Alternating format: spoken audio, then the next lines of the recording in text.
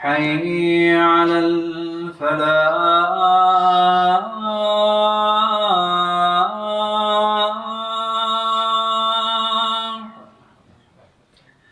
حي على الفلاح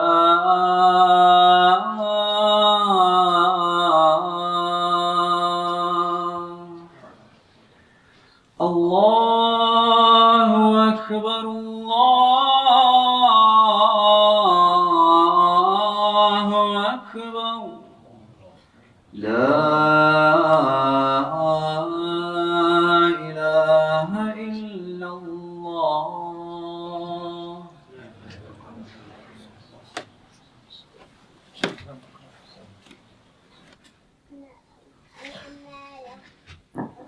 head õed ja vennad, me oleme enam-vähem septembri keskpaigas ja september on alati kuu, mil mõeldakse palju haridusele ja enamus koolid, enamus ülikoolidest alustavad oma tööd septembris ja seetõttu on sobilik rääkida ka täna selles hotpas haridusest, teadmistest, teadmiste otsimisest. Ja teadmised on miski, mida meil kõigil on vaja. Ja mingis mõttes vajame me teadmisi rohkem isegi kui näiteks sööki või jooki. Ja Imam Ahmad, olgu Allah temaga armuline, on öelnud ka väga selgelt, et me vajame teadmisi rohkem, kui me vajame söömist ja joomist. Sest inimene vajab sööki ja jooki näiteks 1 kord, 2 korda päevas ja saab ilusti elada. Aga teadmisi on meil vaja praktiliselt igal hetkel meie elus. Näiteks kui inimene sõidab autoga, ta peab teadma, kuidas autot juhtida. Kuskil üle tee minnes peab inimene teadma, kuidas seda teha, et enda elu mitte ohtu seada. Ehk siis teadmised on väga-väga tähtis osa inimese elus. Ja samuti on ka islami järgi väga soositud õppida ka igasuguseid erialasid või õppida erinevatel erialadel, mis ei ole ka seotud islamiga, aga millest tuleb kasu ühiskonnale. Ja kui inimene teeb sellega ka kavatsuse inimestele ja ühiskonnale head tuua läbi oma teadmiste, saab ka ta Allahi tasu. Aga nüüd sel ajal, kui lapsed lähevad jälle kooli, osad täiskasvanutest alustavad oma semestritega, esimese semestriga ülikoolis või võib-olla osalevad mõnel koolitusel, on tähtis mitte unustada ka islamialaseid teadmisi. Ja seda on nii meie endi kui ka meie laste puhul. Ja Allah ütleb Koraanis, Kul hal yastawi alladhina ya'lamuna walladhina la ya'lamun. Kas need, kes teavad ja need, kes ei tea, on võrdsed? See on retooriline küsimus, mida Allah selles suures ja selles värsis küsib. Siis muidugi need ei ole võrdsed, kes teab ja kes ei tea, ei ole võrdsed. Ja see äja, see välja läheb edasi, kus Allah ütleb, innama yatadhakkaru ulul albab. Vaid need, kes on siis targad või teadmistega inimesed, et ainult nemad siis meenutavad või panevad tähele. Ja samuti on edastatud Prohvet Muhammad sallallahu alaihi wasallam, et ta ütles, et men sellega tariikan yaltamisu fihi ilman, et kes iganes võtab ette tee või teekonna teadmiste otsinguil, sahhal Allahu lahu tariikan ila al-jannah. Et Allah teeb temale kergeks tee paradiisi. Ja teadmiste otsimine, puudutab eriti just islamialaseid teadmisi, on miski, mis kestab kogu terve inimese elu. Et ei ole niimoodi, et inimene õpib paar kuud või mõne aasta islamialaseid teadmisi ja ta just olekski need kõik endale selgeks teinud. Aga kuna see on elukestev teekond, siis ei peaks ka kõik muud asjad sellele takistuseks saama. Et kui me vaatame ka Prohvet Muhammadi sallallahu alaihi wasallam kaaslaste ja varasemate moslemite ja õpetlaste elusid, siis me näeme, et need inimesed ka elasid tavapärast elu. Nad abiellusid, neil oli töö, kes oli näiteks kaupleja, kes oli isegi kuskil näiteks valitseval kohal, aga ikkagi nad leidsid aega ka teadmiste omandamiseks. ja meil kõigil on vaja teatud määral islamialaseid teadmisi, et ei ole niimoodi ainult näiteks, et see, kes kuskil mingit loengut peab või kes on kuskil imaam, et ainult nemad peaksid islami kohta õppima, aga see on kohustus neile kõigile. ja tegelikult on seda ka öelnud prohvet Muhammad sallallahu alaihi wasallam, et teadmiste omandamine või otsimine on kohustuslik igale moslemile. ja näiteks kõik me ju palvetame ja seetõttu me peame kõik teadma neid reegleid, mis on seotud palvetamisega, sellele eelneva puhastusega, rituaalse puhastusega ja kõige muuga. Me kõik ostame midagi, vahel müüme, peame teadma islamialaseid reegleid, mis puudutavad ostu-müüki, äritehinguid. Et me teaksime, mis on halal, mis on haram, mis on lubatud, mis on keelatud. Et me elaksime oma elu loojale meelepäraselt. Ja samuti ei ole tähtis see, et kui vana keegi on mingi hetkel, kui ta alustab teadmiste otsinguid. Muidugi nooremana lapsena alustades on asju lihtsalt meelde jätta, aga see peaks olema kunagi takistuseks. Ja samuti võib seda näha ka mõnede prohvet Muhammadi sallallahu alaihi wasallam kaaslaste puhul. Näiteks Abu Bakr radiyallahu anhu, kes ei olnud ka väga noor, kui ta üldse moslemiks hakkas, aga samas sai temast üks suurimaid teadjamaid islami alal.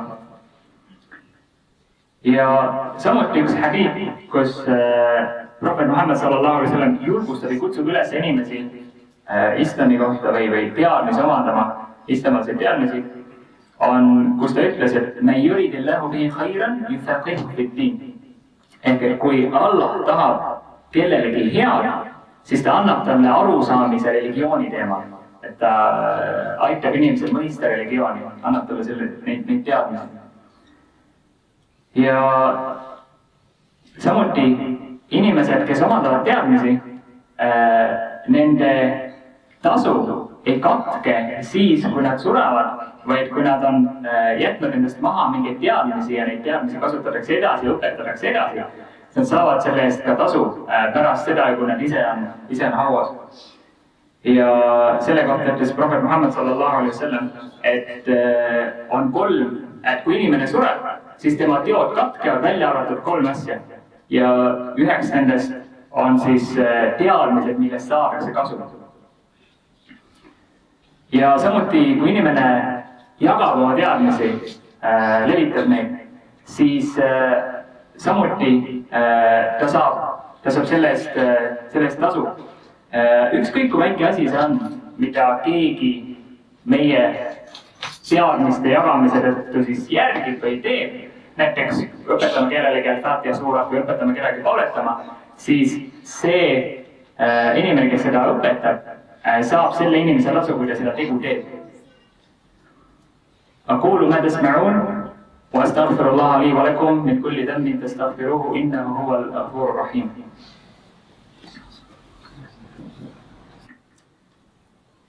Head õed ja vennad, islam on teadmiste religioon ja ka esimene Koraani salm, mis ilmutati, kutsus inimesi üles lugema, iqra, loe.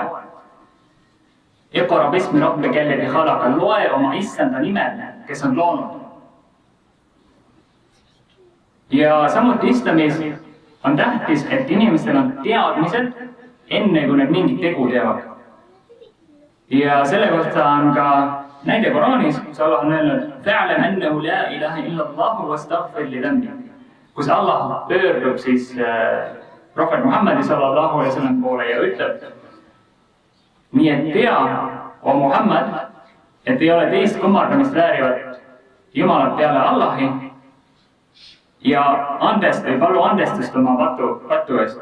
Ehk et teadmine tuleb enne tegu. Mis puudutab nüüd Koraani õppimist ja õpetamist, siis selle kohta on öelnud prohvet Muhammad sallallahu alaihi wasallam, et khairukum man ta'allama al-Qur'ana wa 'allama. Ehk et parimad teie seast on need, kes õpivad Koraani ja siis õpetavad seda.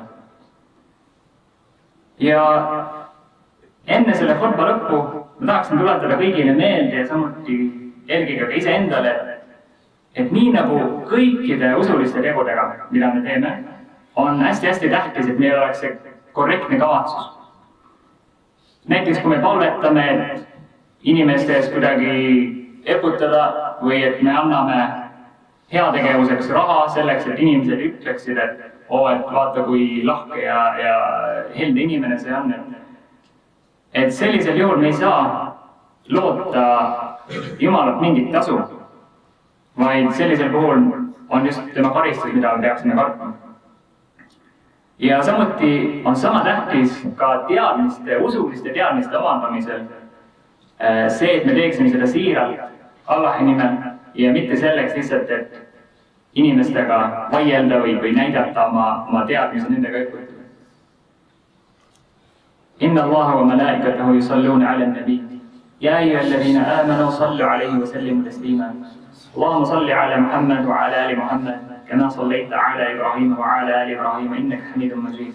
Allahumma barik ala Muhammad wa ala ali Muhammad kama barakta ala Ibrahim wa ala ali Ibrahim innaka Hamidum Majid. اللهم وارض عن الصحابة أجمعين وعن الخلفاء الراشدين أبي بكر وعمر وعثمان وعلي وعن سائر أصحاب نبيك أجمعين وعن التابعين ومن تبعهم بإحسان إلى يوم الدين. اللهم وارض عنا بمنك وكرمك ورحمتك يا أرحم الراحمين. اللهم ألف بين قلوب المسلمين على الحق يا أرحم الراحمين. اللهم ارزقنا علما نافعا ورزقا طيبا وعملا متقبلا. اللهم اشف المرضى المسلمين في كل مكان. اللهم انصر المسلمين المستضعفين المظلومين في غزة وفي كل مكان. اللهم اغفر للمسلمين والمسلمات الأحياء منهم والأموات. اللهم يا هادي اهدنا واهد عائلاتنا وأقرباءنا وجميع سكان هذه الدولة. ربنا لا تؤاخذنا إن نسينا واخطأنا. ربنا ولا تحمل علينا إسرا كما حملت على الذين من قبلنا. ربنا ولا تحملنا ما لا طاقة لنا به واعف عنا واغفر لنا وارحمنا. ربنا آتنا في الدنيا حسنة وفي الآخرة حسنة وقنا عذاب النار وقنا الصلاة.